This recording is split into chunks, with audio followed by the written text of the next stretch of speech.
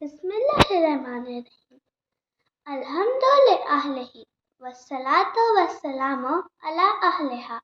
Amma ba'd. Imam Ali alayhi salam had a very soft corner in his noble heart for the poor, the disabled, the aged, and the orphans.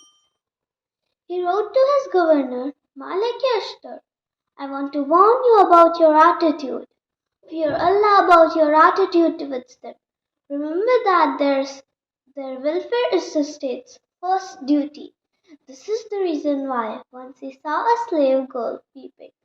He found out that the girl had bought some dates, but the dates were not good.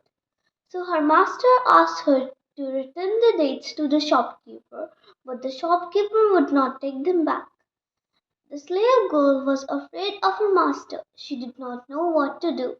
Imam Ali alayhi salam went with her to the shopkeeper and asked him to take back the dates.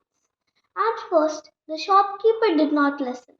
Then someone said, This is Ali, the Khalifa.